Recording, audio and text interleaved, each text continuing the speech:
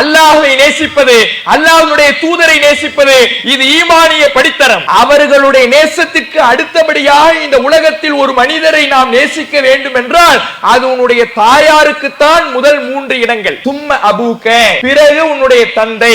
நபிகள் நாயகம் ஸல்லல்லாஹு அலைஹி வஸல்லம் அவர்கள் சொல்லுகிறார். ஆனால் இந்த நெருக்கம், இந்த பாச பிணைப்பு, இவ்வளவான ஒரு அன்பு பாராட்டுதல், பணிவிடை இன்றைய பிள்ளைகளிடத்தில் இருக்கிறதா? யோசித்து பாருங்கள். இன்றைக்கு எப்படி சினிமாவும் மீடியாக்களும் மாணவர்களுக்கு மத்தியிலே அவர்களுடைய மனதில் பதிய வைக்கிறது என்றால், உனக்கு இந்த உலகத்திலேயே சிறந்த உறவு உன்னுடைய நண்பன் தான். நண்பன மாதிரி உலகத்துல வேற யாரும் கிடையாது. உன் உறவினர்கள் இருக்க மாட்டா, உன் கூட பிறந்தவன் இருக்க மாட்டா, உன்னுடைய நண்பன் தான் உனக்கு மிக நெருக்கமானவன். நண்பனை போல உனக்கு வேற எந்த உறவுமே கிடையாது. ஃப்ரெண்ட மாதிரி வரவே வராது என்கின்ற சினிமாக்களும் மீடியாக்களும் மீண்டும் மீண்டும் திரும்ப திரும்ப மாணவர்களுடைய மனதிலே பதிய வைத்துக் கொண்டிருக்கிறார். ஆனால் இஸ்லாம் சொல்லுகிறது, நட்பு பாராட்டுவதற்கு நீ எங்கெங்கோ போய் தேடிக் கொண்டிருக்காதே. உன் பள்ளிக்கூட மாணவனிடத்தில் போய் தேடிக் கொண்டிருக்காதே. நட்பு கொள்ளலாம், தவறில்லை. நண்பர்களை சேமித்துக் கொள்ளலாம், தவறில்லை.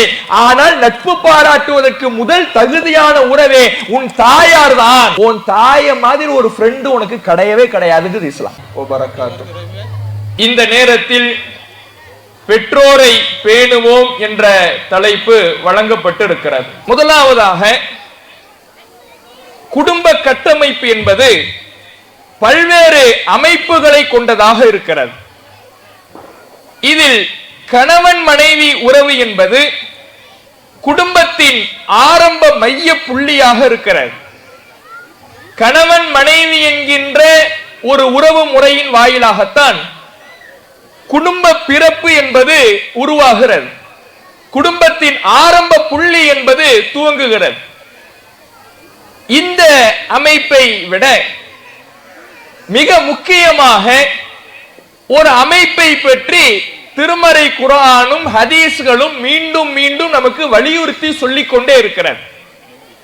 குடும்ப கட்டமைப்புகளிலேயே அதிகம் பேணப்பட வேண்டிய, உலகத்தில் இருக்கின்ற மனித உறவுகளிலேயே மிகவும் மதிக்கப்பட வேண்டிய ஒரு உறவு முறை என்றால் அது பெற்றோர் என்கின்ற உறவு முறைதான். இந்த பெற்றோரை பேணுவதை குறித்து இஸ்லாம் அதிகமாக நமக்கு சொல்லி காட்டுகிறது. அல்லாஹ் திருமறை குர்ஆனிலே சொல்லுகிறான், وَقَضَى رَبُّكَ أَلَّا تَعْبُدُوا إِلَّا إِيَّاهُ وَبِالْوَالِدَيْنِ إِحْسَانًا. அல்லாஹ் ஒருவனை மட்டுமே வணங்க வேண்டும் என்பதையும், பெற்றோருக்கு நல்லுபகாரம் செய்ய வேண்டும் என்பதையும் அல்லாஹ் உங்களுக்கு வலியுறுத்துகிறான், தீர்ப்பாக்கி விட்டான். இறைவன் நமக்கு விதியாக்கிய முதன்மையான விஷயம் அல்லாஹ் ஒருவனை மட்டுமே வணங்க வேண்டும் என்பது. அதுதான் இஸ்லாத்தின் அடிப்படை. ஒவ்வொரு மனிதனிடத்திலும் இருக்க வேண்டிய கொள்கை முறை. இந்த கொள்கைக்கு பிறகாக இறைவன் மனித சமுதாயத்துக்கு தீர்ப்பாக்கி இருக்கின்ற ஒரு விஷயம், வலியுறுத்துகின்ற ஒரு விஷயம் என்றால் பெற்றோர்களுக்கு நல்லுபகாரம் செய்ய வேண்டும் என்பதை பற்றித்தான் இறைவன் பேசுகிறான். பெற்றோருக்கு நல்லுபகாரம் செய்வதும், ஒரு தாயை நேசிப்பதும், தகப்பனாரை மதிப்பதும் என்பது மனிதனிடத்தில் இருக்க வேண்டிய அடிப்படை தகுதியாக இஸ்லாம் பேசுகிறது. நபிகள் நாயகம் ஸல்லல்லாஹு அலைஹி வஸல்லம் அவர்களிடத்தில் நபித்தோழர்கள் சில கேள்விகளை கேட்கிறார்கள். ஐயுல் அமலி அஹப்பு இலல்லாஹ், அல்லாஹுக்கு மிக விருப்பமான செயல் எது? ரசூலுல்லாஹ்ட்ட கேட்கிறாங்க. நபிகள் நாயகம் ஸல்லல்லாஹு அலைஹி வஸல்லம் அவர்கள் ஒவ்வொரு காரியமாக சொல்லிக் கொண்டு வருகிற பொழுது அது ஒரு இடத்தில் அல்லாஹ்வுடைய தூதர் அவர்கள் சொல்லுகிறார்கள், பிர்ருல் வாலிதைன், பெற்றோருக்கு நல்லுபகாரம் செய்வதும் பெற்றோருக்கு நன்மை புரிவதும் அல்லாஹ்வுக்கு விருப்பமான காரியங்களில் உள்ளது. நாம செய்யக்கூடிய மரியாதை, நாம செய்யக்கூடிய நல்லுபகாரம், நாம செய்யக்கூடிய பணிவிடை, இவை எல்லாமே பெற்றோருடைய பிரியத்தை பெறுகின்ற காரியம் மட்டுமல்ல.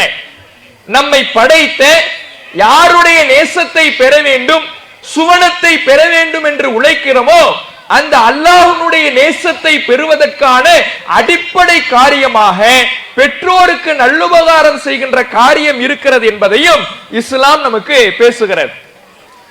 அப்ப இந்த பெற்றோர் உறவு என்பது ஒவ்வொரு மனிதனும் பேண வேண்டிய அடிப்படை தகுதி என்பதை இஸ்லாம் நமக்கு சொல்லி காட்டுகிறது.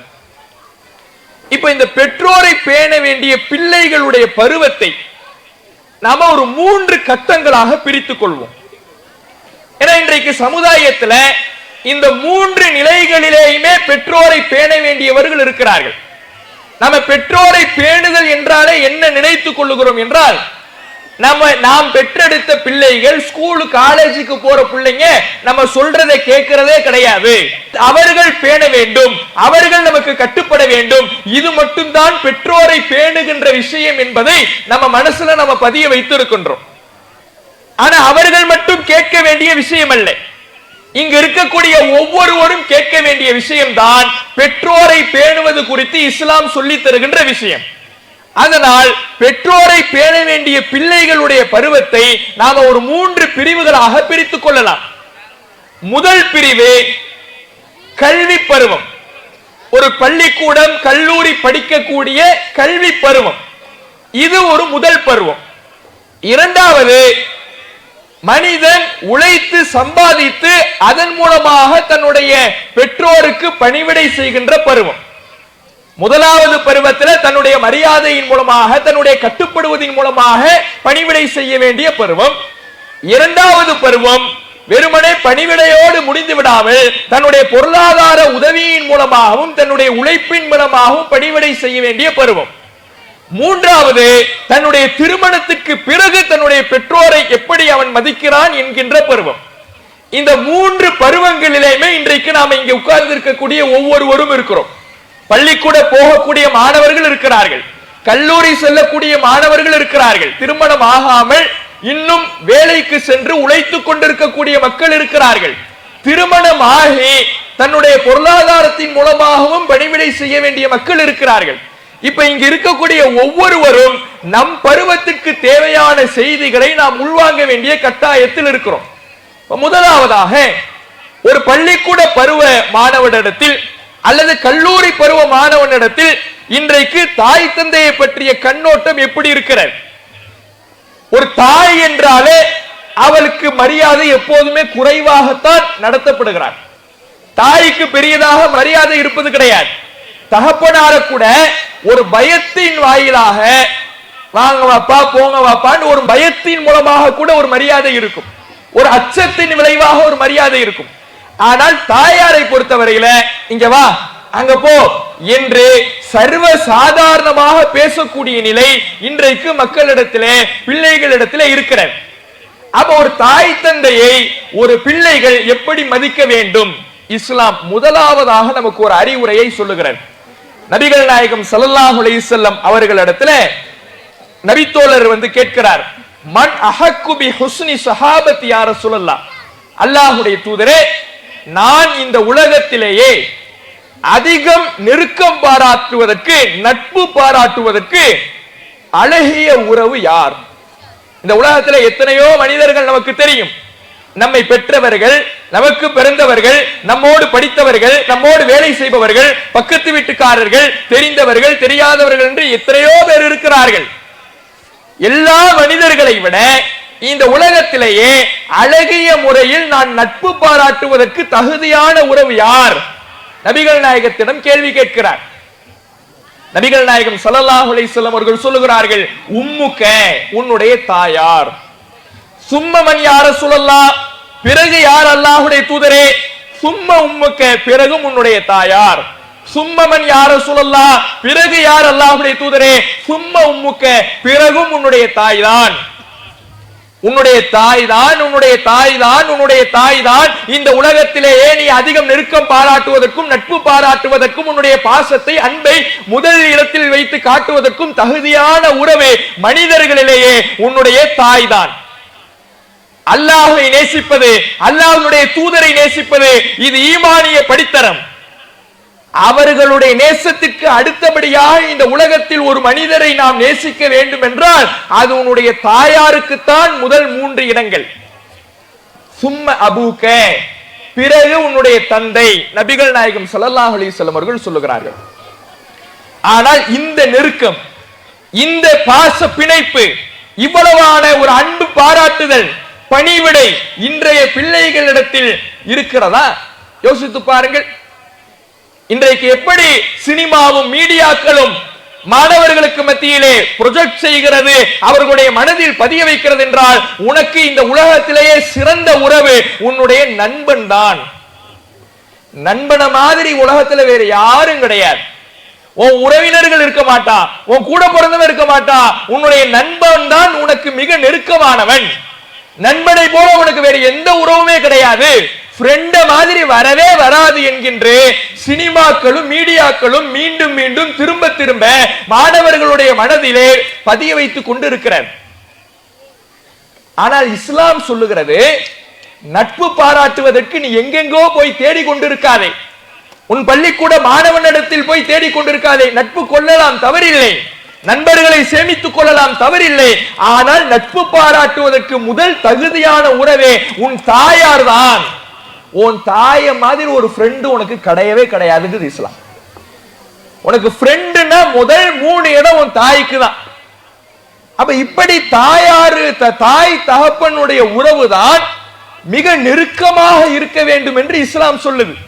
ஆனா இன்றைக்கு அப்படியான உறவு நெருக்கத்தை பார்க்க முடிகிறதா?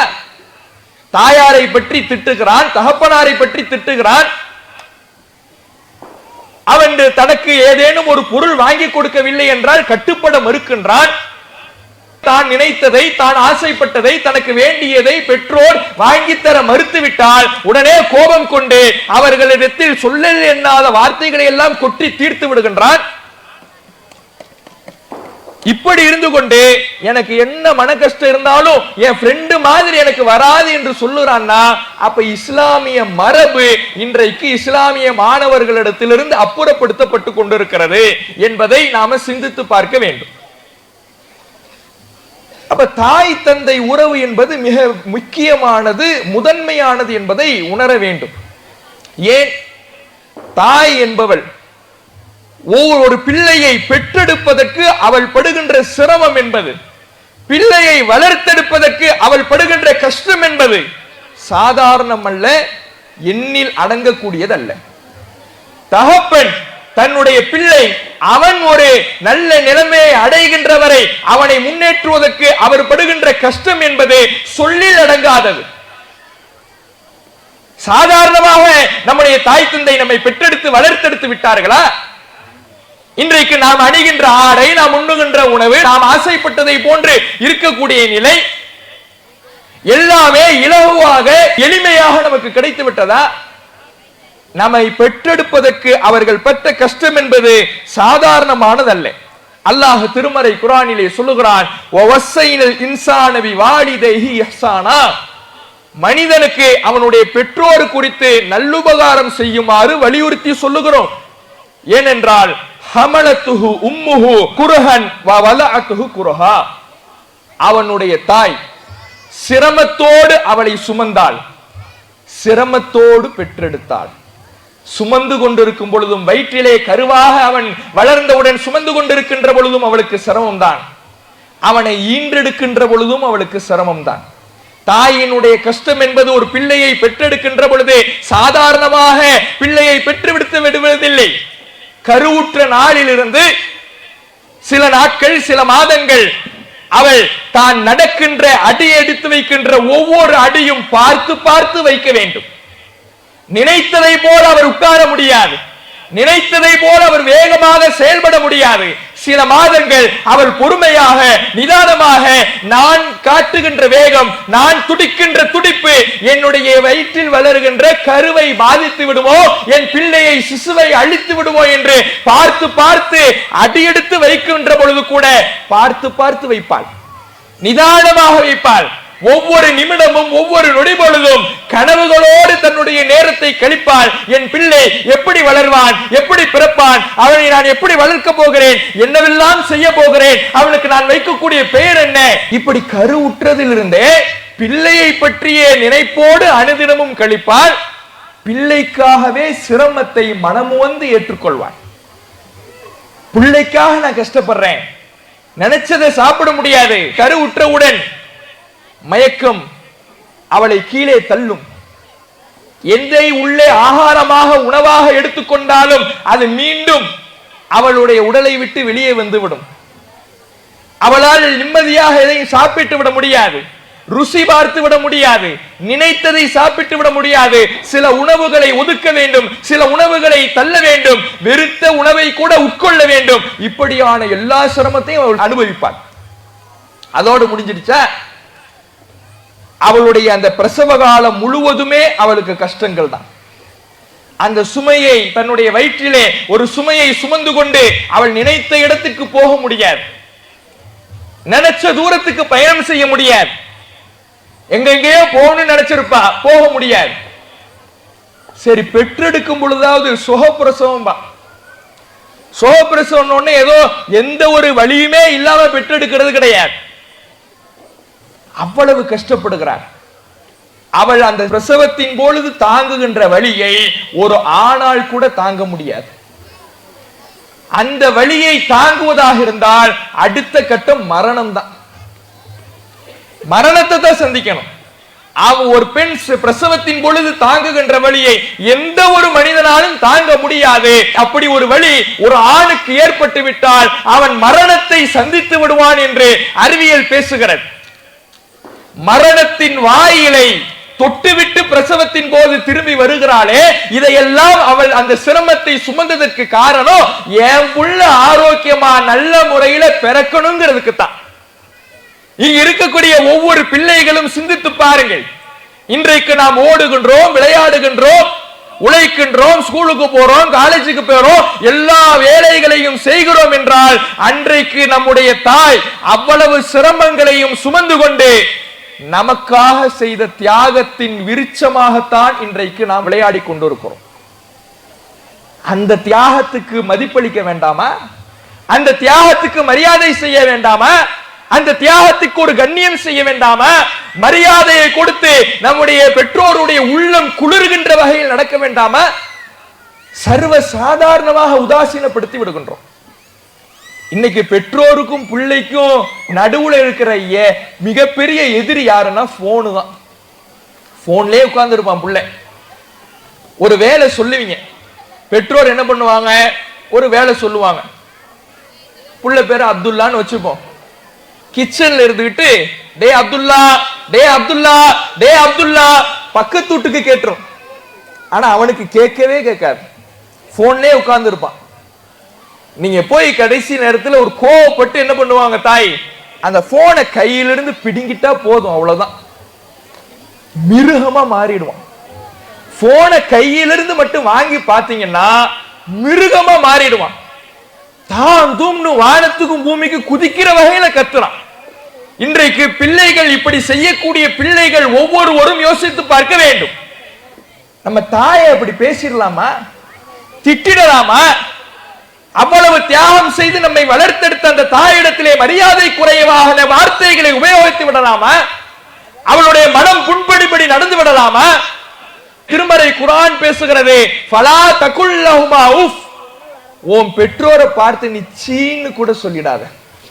உஃப்ங்கிற அரபு வார்த்தை இருக்குல்ல, அந்த வார்த்தைக்கு இருக்கிறதுலேயே குறைந்தபட்ச திட்டுவதற்கான வார்த்தைன்னு அர்த்தம். இருப்பதிலேயே குறைஞ்சபட்சம் என்ன திட்டுறதுக்கு வார்த்தை இருக்கு அதான்.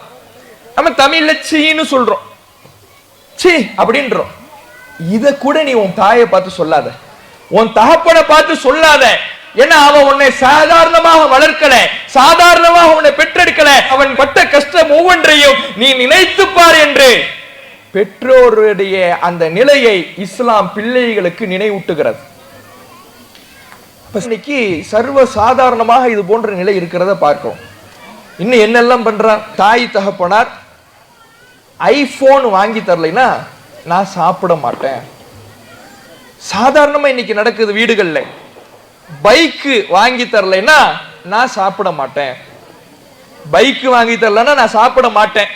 நான் ஸ்கூலுக்கு பைக்கில் தான் போவேன். எனக்கு போனு வேணும். ஆண்ட்ராய்டு போன் வச்சு இருந்திருப்பான். அந்த ஆண்ட்ராய்டு போன்லாம் இப்ப எனக்கு பத்தாது. போனே இல்லாதவன் ஆண்ட்ராய்டு போன் வாங்கி கேட்பான். ஆண்ட்ராய்டு போன் வச்சிருந்தவன் எனக்கு ஐபோன் வாங்கி கொடுங்க, இல்லைன்னா நான் சாப்பிட மாட்டேன் என்று பெற்றோருடைய மனம் வேதனைப்படுகின்ற அளவுல இன்றைக்கு பிள்ளைகளுடைய செயல்பாடு இருக்குதா இல்லையா? யோசித்து பாருங்க. பிள்ளைகளுடைய செயல்பாடு இப்படி ரொம்ப மோசமாக இருக்கிறது. அப்ப அந்த நேரத்தில் பெற்றோருடைய மனம் எப்படி புண்படும், எப்படி வேதனைப்படும்? பிள்ளைகள் சிந்தித்து பார்க்கணும். நம்ம இப்படி அடம் பிடிக்கிறோமே, நமக்கு வேணுங்கிறத உடனே இருந்து வாங்கிடணும்னு சாதிக்கிறோமே, நம்ம பெற்றோர் எந்த நிலையில இருக்கிறாங்க? நமக்கு சாப்பாடு தருவதற்காக, நம்முடைய அத்தியாவசிய தேவையை நிறைவேற்றுவதற்காக, நாம் நல்ல உணவை உண்பதற்காக, நல்ல உடையை அணிவதற்காக, ஏன் புள்ள கிழிந்த ஆடைகளை அணிந்து கொண்டு வெளியே செல்லக்கூடாது, ஏன் புள்ள 4 பேர் முன்னாடி நல்ல சாப்பாடு சாப்பிடணும், மரியாதையா சுத்தமான ஆடையை அணிந்து கொண்டு இருக்க வேண்டும் என்பதற்காக அழுக்கு ஆடையை தான் அணிந்து கொண்டிருக்கின்ற பெற்றோர் எத்தனையோ பேர் இருக்கிறாங்க. கிழிந்த ஆடையை தைத்து பயன்படுத்திக் கொள்ளுகிற எத்தனையோ தாய்மார்களும் தந்தைமார்களும் இருக்கிறாங்க. இவன் நல்ல செருப்பு அணிஞ்சிருப்பான், ஸ்கூலுக்கு நல்ல ஷூ போட்டுட்டு போகணும், எல்லா பிள்ளையும் ஷூ நல்ல பளபளன்னு போட்டுட்டு வருது, அது மாதிரி பாலிஷ் பண்ணி என் புள்ள போட்டுட்டு வரணுங்கிறதுக்காக ஒரு செருப்பு பிஞ்சிட்டா கூட வேற செருப்பை வாங்காம அந்த செருப்பை தச்சு பயன்படுத்துறான அந்த பெற்றோருக்கு, அந்த தாயார, அந்த தகப்பனார, அவர்களுக்கு நாம செய்யற பிரதிபலன் சீனு திட்டுறதா, அவமதிக்கிறதா, சொல் பேச்சு கேட்காம இருக்கிறதா? பிள்ளைகள் சிந்திக்கணும். நாம சாப்பிடுறதுக்காகத்தான் அவங்க சாப்பிடாம பட்டினி கிடக்கிறாங்க. உங்களுடைய தகப்பனார் வேலைக்கு செல்லுகிறார், கடைக்கு செல்லுகிறார் என்றால் ஏதேனும் ஒரு கட்டத்திலே ஒருவேளை உணவு அவருக்கு இல்லாமல் தான் இருக்கும். நாம 3 வேளை சாப்பிடணுங்கிறதுக்காக அவருடைய உணவு 2 வேளை தான் இருக்கும். அவர் வெளியிலே சந்திக்கின்ற சிரமங்களை பிள்ளைகளிடம் சொல்ல மாட்டார். நான் போய் கஷ்டப்படுறேன், வேர்வை சிந்துறேன், ரத்தம் சிந்துறேன், நான் கடைக்கு போனேன், என் முதலாளி என்ன அசிங்கமா பேசிட்டாரு, மனசெல்லாம் கஷ்டமா இருக்கு, என் கடைக்கு ஒரு வியாபாரி வந்தா என்ன கண்ணா பின்னாடி திட்டா, நான் கடைக்கு போற வழியில பைக்கில் ஒருத்தவன் என்ன கேவலமா பேசிட்டா, இப்படி சந்திக்கின்ற ஒவ்வொரு பிரச்சனையையும் பிள்ளைகள்கிட்ட வந்து சொல்றது கிடையாது. அதை புரிந்து கொள்ள வேண்டிய இடத்துல பிள்ளைங்க இருக்கிறீங்க. நாம தான் புரிஞ்சுக்கணும். நம்ம பெற்றோருக்கு மரியாதை செய்ய வேண்டிய கடமை நமக்கு தான் இருக்கு. சீன்னு கூட சொல்லிடாத, அவங்க பட்ட கஷ்டம் கொஞ்ச நெஞ்சம் இல்லை என்பதை இஸ்லாம் நமக்கு உபதேசமாக தருகிறது.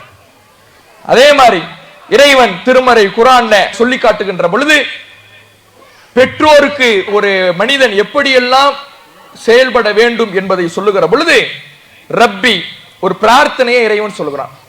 அனிஷ்குர் நிஅமத்தக அல்லதி அன்அம்த அலைய வஅலா வாலிதைய, எனக்கு நீ செஞ்ச அருட்கொடைக்கும் என்னுடைய பெற்றோருக்கு நீ செஞ்ச அருட்கொடைக்கும் நான் நன்றி செலுத்துகின்ற ஒரு பிள்ளையாக இருப்பதற்கு எனக்கு வாய்ப்பளிப்பாயாக. ஒரு பிரார்த்தனையை அல்லாஹ் சொல்லித்தரான். ஏன்னா உனக்கு செஞ்ச அருட்கொடைக்காகவும் நீ நன்றி செலுத்து, உன் பெற்றோருக்கு செஞ்ச அருளுக்காகவும் நீ நன்றி செலுத்து. ஏன்னா உன் பெற்றோருக்கு அருள் இல்லைன்னா நீயே இருந்திருக்க முடியாது, உன்னை அவங்களால வளர்த்திருக்க முடியாது, உன்னால சாப்பிட்டிருக்க முடியாது, உன்னால நல்ல உணவை உடுத்திருக்க முடியாது. அவங்களுக்கு நல்ல அருள் கிடைச்சதுனாலதான் இன்னைக்கு நீ இருக்கிற. அவங்களுக்கு கிடைச்ச அருளுக்காக நீ நன்றி செலுத்து என்று இஸ்லாம் ஒவ்வொரு பிள்ளைகளுக்கும் கட்டளையிடுகிறார். அதே மாதிரி இறைவன் திருமறை குர்ஆனிலே சொல்லுகிற பொழுது அனிஷ்குர்லி வலி வாலிதை, அல்லாஹ் சொல்றா எனக்கு நீ நன்றி செலுத்து, உன் பெற்றோருக்கு நன்றி உள்ளவனா நீ இரு. இறைவன் சொல்லக்கூடிய வார்த்தையை பாருங்கள். அல்லாஹுக்கு அவன் அருட்கொடை செய்ததனால் நம்ம நன்றி செலுத்துறோம். இறைவனுக்கு நீ நன்றி செலுத்தியதற்கு பிற்பாடு அடுத்தபடியாக இந்த மனித சமுதாயத்திலேயே நீ நன்றி செலுத்துவதற்கு தகுதியான ஒரு உறவு உன்னுடைய பெற்றோர். அவர்கள் உனக்கு செய்த உழைப்புக்காக, உனக்கு செய்த அவர்கள் தியாகத்துக்காக அவர்களுக்கு நீ நன்றி செலுத்து. நன்றி செலுத்துறதுனா என்ன? அவர்களுக்கு பணிவிடை செய்வது, அவர்கள் விரும்புவது போல வாழ்வது, அவர்கள் சொல்வதை கேட்பது, அவர்களுக்கு கட்டுப்பட்டு நடப்பது, இதுதான் நன்றி செலுத்துவதற்கான அடையாளம். பேச்சையே கேட்காம என் பெற்றோர்னா எனக்கு பிடிக்கும், என் தாயினா எனக்கு ரொம்ப பிடிக்கும், தகப்பனார்னா எனக்கு ரொம்ப பிடிக்கும் சொல்றது கிடையாது. அந்த பெற்றோர் என்ன சொல்றாங்களோ அதை கேட்டு நடக்கிறதா உண்மையான பாசம். நாய் பூனைட்டு கூட தாய் பாசம் இருக்கும். ஒரு நாய்கிட்ட தாய் பாசம் இருக்குதா இல்லையா? குட்டி நாய் தன்னுடைய தாயோடையே என்னைக்கும் போய் சுத்திக்கிட்டே இருக்குது, கூடயே நிக்குது. ஒரு பூனைட்டு இருக்குது. அப்படி இருக்கக்கூடிய பாசம் மட்டும்தான் இந்த மனிதனுக்கு இருக்கணும்னு அர்த்தம் இல்லை. மனுஷனுக்கு சிந்திக்கின்ற அறிவு இருக்குன்னா, நாம அந்த நாயிலிருந்து பூனையிலிருந்து வேறுபட்டு நிற்கிறோம்னா, வெறுமனே வார்த்தை அளவிலே இருக்கக்கூடிய பாசம் மட்டும் இருந்தால் போதாது. நம்முடைய வாழ்க்கையிலே ஒவ்வொரு செயல்பாடுகளிலேயும் அவர்களுடைய தியாகத்தை நினைவு கூர்ந்து அவர்களுக்கு நன்றியுள்ள பிள்ளைகளாக நாம் இருப்பதுதான் ஒவ்வொரு பிள்ளைகளும் பெற்றோரை பேணுவதின் அடிப்படை விஷயமாக இருக்கிறது. அப்ப இதை நாம கவனிக்கக்கூடியவர்களாக இருக்கணும். அவர் பெற்றோருக்கு எதிராக ஒரு தவறான வார்த்தையை கூட பயன்படுத்தி விடக்கூடாது. ஏன்னா நபிகள் நாயகம் ஸல்லல்லாஹு அலைஹி வஸல்லம் அவர்கள் பாவங்களிலேயே மிக பெரும் பாவத்தை பற்றி சொல்லுகிற பொழுது, முதல் பெரும் பாவம் அல் இஷ்ராக்கு பில்லாஹ், அல்லாஹுக்கு இணை கற்பிப்பது. இரண்டாவதாக ரசூலுல்லாஹ் சொல்றாங்க உகூக்குல் வாலிதைன், பெற்றோருக்கு நோவினை செய்வது. நோவினை செய்யறதுன்னா இழுத்து போட்டு அடிக்கிறது மட்டும் கிடையாது, அவங்க மனசு புண்படி நடக்கிறதும் நோவினை செய்யறதான். இன்னைக்கு பிள்ளைகள் ஒவ்வொருவரும் தங்களுடைய நெஞ்சில் கையை வைத்து தங்களுடைய மனசாட்சிக்கு விரோதம் இல்லாமல் யோசித்து பாருங்கள். என் பெற்றோருக்கு நான் மனம் புண்படி நடந்து கொண்டதே இல்லை என்று எந்த பிள்ளையாவது சொல்ல முடியுமா? என் பெற்றோர், என் தாய், என் தகப்பனார் மனசு கஷ்டப்படும்படி நான் நடந்ததே இல்லை சொல்ல முடியுமா? அவர்களை திட்டி இருப்போம், அவர்களை உதாசீனப்படுத்தி இருப்போம், அவர்களை ஏசி இருப்போம், அவர்கள் சொல்படி நடக்காமல் இருந்திருப்போம், அவர்கள் விருப்பத்திற்கு நாம் இசையாமல் இருந்திருப்போம். இப்படி எந்த ஒரு விஷயத்திலையுமே அவர்களுடைய விருப்பத்திற்கு மாறாக பல்வேறு நேரங்களில் நம்ம நடந்திருப்போம். அவங்க சொல்லுவாங்க போமான்ட்டு போயிடுவோம். இந்த போமான்ட்டு சாதாரணமா நம்ம போயிடுறோம்ல, ஆனா பெற்றவருக்குத்தான் தெரியும் அதில் இருக்கக்கூடிய அந்த மன கஷ்டம்ங்கிறது. இல்லையே என் அம்மா என்ன என்கிட்ட கோச்சுக்கிட்டது கிடையாது, என் வாப்பா என்கிட்ட கோச்சுக்கிட்டது கிடையாதுன்னு நீங்க நினைக்கலாம், பிள்ளைங்க நினைக்கலாம். ஆனா பெற்றோர் அதிலும் தியாகம் தான் செய்கிறார்கள். தங்களுடைய உணர்வுகளை கூட, தங்களுடைய வருத்தத்தை கூட என் பிள்ளைக்கு நான் கடத்திடக்கூடாது, நான் வருத்தப்படுறதை கூட என் பிள்ளைக்கு நான் காட்டிடக்கூடாதுன்னு பெற்றோர் மறைக்கிறாங்க.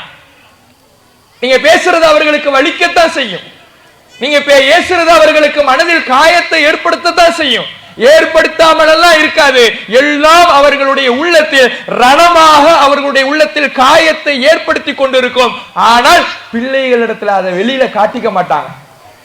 தனிமையில உட்கார்ந்து என் புள்ள இப்படி ஒரு வார்த்தையை சொல்லிட்டானே, என் புள்ள என் சொல் பேச்சை கேட்காம இருக்கிறானே, அவனுக்காக நான் என்னெல்லாம் கஷ்டப்பட்டேன் என்று யோசித்துக் கொண்டிருப்பார்கள்.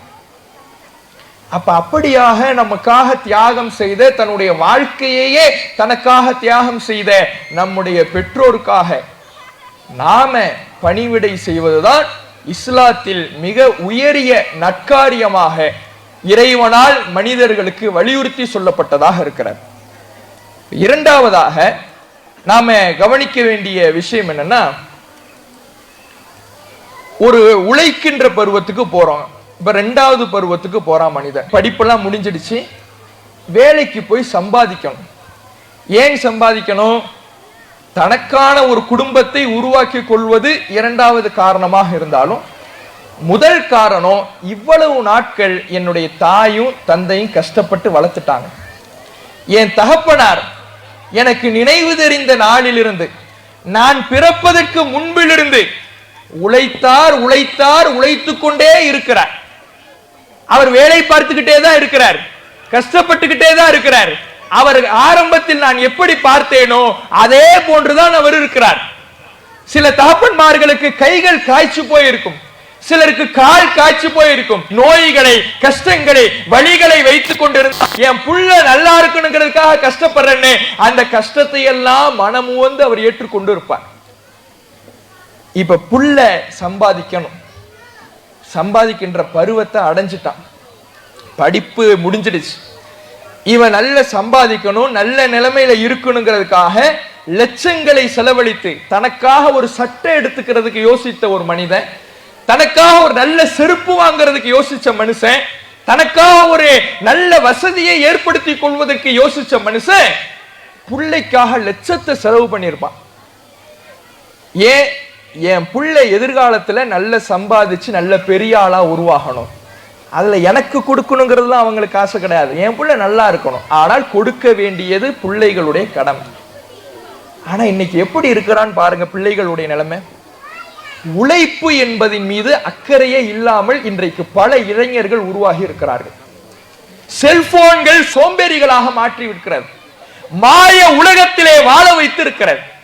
அவர்களை சுற்றி என்ன நடக்கிறது, என்ன சமூக பிரச்சனைகள் நடக்கிறது, சமூகத்திலே பொருளாதார நெருக்கடி எவ்வளவு இருக்கிறது, எந்த கண்ணோட்டமும் இல்லாமல் அவர்களை ஒரு மாய உலகத்தில் வாழ வைத்து சோம்பேறிகளாக மாற்றி இருக்கிறது.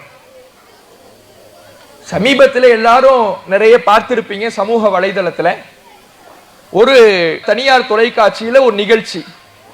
ஒரு பக்கம் பெற்றோர், இன்னொரு பக்கம் பிள்ளைகள். பிள்ளைகள்ங்கிறவங்க படிப்பை முடிச்சிட்டு இன்னும் வேலைக்கு போகாதவங்க, பெற்றோருங்கிறவங்க இன்னும் வேலைக்கு போய்கிட்டு இருக்கிறவங்க. இப்படி ரெண்டு சாராரா இருக்கிறாங்க. நிருபர் ஒரு பையன்கிட்ட கேட்கிறாரு, நீங்க படிச்சு முடிச்சிட்டீங்களா? ஆமா முடிச்சிட்டேன். ஏன் இன்னும் வேலைக்கு போகல? இல்ல நான் போனேன், சரி எனக்கு பிடிக்கல வந்துட்டேன். ஏன் வந்துட்டீங்க? காலையில 9 மணிக்கெல்லாம் என்ன வர சொல்றான், காலைல 9 மணிக்கெல்லாம் என்ன வர சொல்றான், நான் எப்படி போறது அப்படிங்கிறான். இவனுக்காக இவன் தகப்பனார் காலைல 5 மணி 4 மணி நைட்டு முழுக்க கூட கண் விழிச்சிருப்பார்.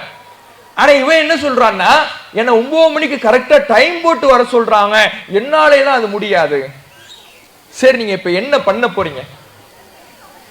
நான் ஒரு கேமிங் கம்பெனி ஆரம்பிக்க போறேன். கேமிங் கம்பெனினா என்ன? இந்த செல்போன்ல கேம் விளையாடுறாங்களே, அந்த கேம்களை உருவாக்குற கம்பெனியை உருவாக்க போறேன், கேம்களை தயாரிக்கிற கம்பெனி. அப்படியா? நிருபர் கேட்டுட்டு ஒரு 2-3 கேம் கம்பெனி பேரை சொல்லுங்க, கேம் தயாரிக்கிறதுக்கு என்னெல்லாம் தேவை, என்ன சாஃப்ட்வேர்லாம் தேவை, அதெல்லாம் சொல்லுங்கன்னு சொன்னா, இல்ல எனக்கு எதுவும் தெரியாது. அப்ப உங்களுக்கு என்னதான் தெரியும்? கேம் விளையாட தெரியும். கேம் விளையாட தெரியும்னால நான் கேம் கம்பெனி வைக்க போறேன், கேம் எனக்கு விளையாட தெரியுங்கிறதுனால நான் கேம் கடை வைக்க போறேன். இப்படி சொல்லிட்டு 30 வயது ஆகிவிட்டது, பெற்றோருக்கு 60 வயது ஆகிவிட்டது, இன்னும் தகப்பனார் ஓடிக்கொண்டிருக்கிறார், பிள்ளைக்கு உழைக்கணுங்கிற அக்கறையே வரல. இன்னொரு பெற்றோர் சொல்றாங்க, என் புள்ள வேலைக்கு போற வயசாயிடுச்சு, அவன என்கிட்ட பைக் வாங்கி கேட்டான், பைக்கு விலை எவ்வளோ? 2 லட்சம். வாங்கி கொடுத்துட்டீங்களா? வாங்கி கொடுக்கலைன்னா சாப்பிட மாட்டேன்டா. எந்த நிலைமையில இன்றைக்கு சமூக இளைஞர்களுடைய நிலைமை போய்கிட்டு இருக்குன்னு பாருங்க. சோம்பேறிகளாக, அலட்சியமானவர்களாக, உழைப்பின் மீது அக்கறை இல்லாதவர்களாக, என்னை காப்பாற்றிய, என்னுடைய வாழ்வை செம்மைப்படுத்திய, என்னை கல்வியிலே, அந்தஸ்திலே, சமூக நிலைமையிலே, என்னுடைய வாழ்வியலிலே என்னை அழகாக்கிய என்னுடைய பெற்றோரை நான் உட்கார வைத்தவர்களுக்கு சாப்பாடு போடுறேங்கிற அக்கறை இன்றைக்கு இல்லாத இளைஞர்களாக இன்றைக்கு பல இளைஞர்கள் உருவாகி இருக்கிறாங்க. இதுதான் இஸ்லாம் கற்றுத்தந்த பெற்றோரை பேணுவதா? இந்த நோய் இஸ்லாமிய இளைஞர்களிடத்திலேயும் இருக்கிறது. இந்த நோய் இஸ்லாமிய இளைஞர்களிடத்திலேயும் துளிர்விட ஆரம்பித்திருக்கிறது. கேம்கள்ல மூழ்கி, செல்போன்கள்ல மூழ்கி, உழைப்பின் மீது அக்கறை இல்லாதவர்களாக பல பேரை பார்க்கிறோம். எந்த வேலையுமே செய்யறது கிடையாது. தகப்பனார் இன்னும் சம்பாதிக்கிறாரே உட்கார்ந்து கொண்டிருக்கக்கூடிய நிலைமையை பார்க்கிறோம். நபிகள் நாயகம் ஸல்லல்லாஹு அலைஹி வஸல்லம் அவர்களுடைய காலத்துல அல்லாஹ்வுடைய தூதர் அவர்கள் கனவுல ஒரு நிகழ்வை பார்க்கிறாங்க. ரசூலுல்லாஹ்வுக்கு கனவுல வருவதெல்லாம் வஹி, இறை செய்தி. கனவுல சொர்க்கத்தை ரசூலுல்லாஹ் பார்க்கிறாங்க. அந்த சொர்க்கத்துல ஒரு நபி தோழர் அழகான முறையிலே கிராத் குர்ஆன் ஓதி கொண்டிருக்கிறார். ரசூலுல்லாஹ் கேட்கிறாங்க, மன் ஹாதா, இவர் யார்? அப்ப ரசூலுல்லாஹ்வுக்கு பதில் சொல்லப்படுகிறது, ஹாரிஸத் இப்னு நுஅமான், இவர்தான் ஹாரிசா பின் நுஅமான்கிறவர். ஹாரிசா பின் நுஅமான் சொல்லப்பட்ட உடனே நபிகள் நாயகம் ஸல்லல்லாஹு அலைஹி வஸல்லம் அவர்கள் கண் விழித்து சஹாபாக்களிடம் வந்து, ஹாரிசா பின் நுஅமானை நான் சொர்க்கத்தில் பார்த்தேன், ஏனென்றால் இன்ன அபர்ரன் நாசி பி உம்மிஹி, அவர் மக்களிலேயே தன்னுடைய தாயாருக்கு அதிகம் பணிவிடை செய்பவராக, நல்லுபகாரம் செய்பவராக இருக்கிறார். தாயாரையும் தகப்பனாரையும் அதிகமா மதிச்சாதான் சொர்க்கத்துக்கே போக முடியும். தாயை மதிச்சதுனாலதான் ஹாரிசா பின் நுஅமான் சொர்க்கத்திலே இருக்கிறார். அதிகமாக நல்லுபகாரம் செய்வாராக, மக்களிலேயே அதிகம் தன்னுடைய தாயை குறித்து அக்கறை கொண்டவராக ஹாரிசா பின் நுஅமான் இருந்தார் என்று நபிகள் நாயகம் ஸல்லல்லாஹு அலைஹி வஸல்லம் அவர்கள் நற்செய்தியை சொல்றாங்க. அதே போல அல்லாஹ்வுடைய தூதர் அவர்கள் இன்னொரு முன்னறிவிப்பையும் செஞ்சாங்க. பிற்காலத்துல உவைசுல் கர்னி அப்படிங்கிற ஒரு நல்லடியார் வருவார். அவர் அல்லாஹ்விடத்திலே சத்தியம் செய்து இறைவனிடத்தில் ஏதேனும் ஒன்றை பிரார்த்தித்தால் அல்லாஹ் அவருக்கு அதை நிறைவேற்றி தருவான். அவர் ஒரு நல்லடியாராக இருப்பார், எளிமையான வாழ்க்கை வாழ்வார். அப்படியான ஒரு மனிதருக்கு பெரிய பணங்காசு அவர்கிட்ட இல்ல, ரொம்ப எளிமையான வாழ்க்கை தான் வாழ்றாரு, ஏழையாகத்தான் இருக்கிறாரு. அவரிடத்தில் பொருளாதார சிரமம் இருந்தாலும் கூட அவர் பிரார்த்தனை செய்தால் அல்லாஹ் ஏற்றுக்கொள்வான் என்கின்ற மிகப்பெரிய அந்தஸ்து அவருக்கு கிடைக்க பெறுவதற்கான காரணம் என்ன? நபிகள் நாயகம் ஸல்லல்லாஹு அலைஹி வஸல்லம் அவர்கள் சொல்லுகிறார்கள், லஹு வாலிதா ஹுவலஹா பர்ருன். அவருக்கு ஒரு தாய் இருந்தார், அந்த தாயாருக்கு அவர் நல்ல பிள்ளையாக நல்லுபகாரம் செய்பவராக இருந்தார். பெத்தவங்களுக்கு நல்ல பிள்ளையா இருக்கிறதா அல்லாஹ்விடத்துல சிறந்த அந்தஸ்தையே பெற்று தரும். உலகத்துல சிறந்த அந்தஸ்தை பெற்று எந்த மனிதனும் நாளை மறுமையிலே நம்மை காப்பாற்ற போவது கிடையாது. என் நண்பன் தான் எனக்கு முக்கியம், நண்பன் கூட ஊர் சுத்துகிறேன், அதில் தாயார் கண்டித்தாலும் தகப்பனார் கண்டித்தாலும் நான் கண்டு கொள்ள மாட்டேன், அவர்களுடைய பேச்சையும் மீறி நான் செல்வேன், இரவு நேரங்களிலே இத்தனை மணிக்கு வீட்டுக்கு வந்துவிட வேண்டும் என்று பெற்றோர் சொன்னாலும் அவர்களுடைய பேச்சை கேட்காமல் நண்பன் தான் முக்கியம் என்று செல்கின்ற பொழுது அந்த நண்பன் நம்மை மறுமையிலே காப்பாற்ற போவது கிடையாது. நாம் இந்த உலகத்திலே வாழுகிற பொழுது நம்ம தாய் பேச்சை கேட்டு நடந்தா, தகப்பனார் பேச்சை கேட்டு நடந்தா, அந்த நல்லுபகாரம் தான் மறுமையிலே நம்மை காப்பாற்றும், அல்லாஹ்விடத்திலே சிறந்த அந்தஸ்தை பெற்றுத் தரும் என்று நபிகள் நாயகம் ஸல்லல்லாஹு அலைஹி வஸல்லம் அவர்கள் சொல்லுகிறார்கள். என்றால் பிள்ளைகளாக இருக்கக்கூடிய நாம ஒவ்வொருவரும் கவனிக்கணும், நாம பெற்றோருக்கு எப்படி நடக்கிறோங்கிறத பொறுத்து தான் நம்ம மறுமை நிலை இருக்கு. அப்ப இவர் பெற்றோருக்கு நல்லுபகாரம் செய்வதில் மிக முக்கியமானது, ஒரு குறிப்பிட்ட காலத்திற்கு பிறகு அவர்களுக்காக நாம உழைத்து அவர்களை நல்ல நிலைமையிலே உட்கார வைத்து அவர்களுக்கு நல்ல வாழ்க்கை நிலையை ஏற்படுத்தி கொடுக்க வேண்டும் என்பது ஒரு பெற்றோரின் மீது கடமையாக இருக்கு. அதுக்கு மிகச்சிறந்த உதாரணம் ஜாபிர் ரலியல்லாஹு அவர்கள். இந்த ஜாபிர் ரலியல்லாஹு அவர்கள் அப்துல்லாஹ் என்கின்ற ஒரு நபித்தோழருடைய மகன். இந்த அப்துல்லா ரலியல்லாஹு அவர்கள் உஹது போர் சமயத்தில் தன்னுடைய மகன் ஜாபிரை அழைக்கிறார். அழைத்து சொல்றாரு, இந்த போர்லயே நான் கொல்லப்பட்டுடுவேன் நினைக்கிறேன், இதற்கு பிறகு நான் உயிரோடு இருப்பேனான்னு தெரியாது, நான் மௌத்தாயிட்டேன்னா எனக்கு கொஞ்சம் கடன் இருக்குது, நான் மௌத்தாவதை பத்தி கவலைப்படல, என் உயிர் போயிடும் அதை பத்தி நான் கவலைப்படல, எனக்கு இருக்கிற கவலை என்னன்னா எனக்கு கொஞ்சம் கடன் இருக்குது, இன்னும் உனக்கு தங்கச்சிகளும் இருக்கிறாங்க, அவங்களையும் பார்த்துக்கணும், எனக்கு இருக்கிற கடனையும் நிறைவேற்றணும், நீ நிறைவேற்றிடுறியா? மகனை கூப்பிட்டு கேட்கிறாரு. மகன் ஜாபிர் சொல்றாரு, நான் நிறைவேற்றுறேன், எல்லாத்தையும் நான் பார்த்துக்கிறேங்கிறாரு. அவர் நினைச்சத மாதிரியே உஹது போர்ல கொல்லப்பட்டு விடுகிறார். உஹது போரில் கொல்லப்பட்டால் தன்னுடைய தகப்பனாருடைய கடனை ஜாபிர் ரலியல்லாஹு அவர்கள் கஷ்டப்பட்டு அடைக்கிறார். தனக்கு கீழே 9 தங்கச்சிகள் இருக்கிறாங்க, எல்லாம் சின்ன சின்ன குழந்தைங்க. இதனால் இவர் என்ன பண்றாருன்னா திருமணம் முடிக்கிறார். ரசூலுல்லாஹ் கேட்கிறாங்க, திருமணம் ஆயிடுச்சா? ஆமா. எந்த பெண்ணை நீ திருமணம் முடித்தாய்? புதிதாக திருமணம் முடிக்க போகிற பெண்ணை திருமணம் முடித்தாயா? ஏற்கனவே திருமணம் முடித்து கணவனை இழந்த பெண்ணை, விதவை பெண்ணை நீ திருமணம் முடித்திருக்கிறாயா? இல்லை அல்லாஹ்வுடைய தூதரே, நான் விதவை பெண்ணை தான் திருமணம் முடிச்சிருக்கிறேன்.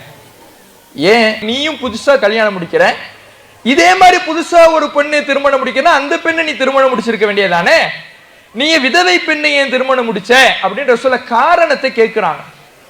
அப்ப அவர் சொல்றாரு, புதுசா ஒரு பெண்ணு வந்தாங்கன்னா அவங்களுக்கும் சின்ன வயசா இருக்கும், என் தங்கச்சிகளும் சின்ன வயசா இருக்கிறாங்க, ஆனா ஒரு விதவை பெண் என்றால் அவள் வாழ்க்கையில் அனுபவப்பட்டவளாக இருப்பாள், அவளை நான் திருமணம் செய்து கொள்வதன் மூலமாக என் தகப்பனாருடைய கடைசி வசியத்து, கடைசி வாக்குறுதி, கடைசி வலியுறுத்தி சொன்ன மரண சாசனத்தை நான் நிறைவேற்றுவதற்காக, என்னுடைய தங்கச்சிமார்களை நான் பாதுகாப்பதற்காக விதவை பெண்ணை நான் கரம் பிடித்திருக்கிறேன்கிறார்.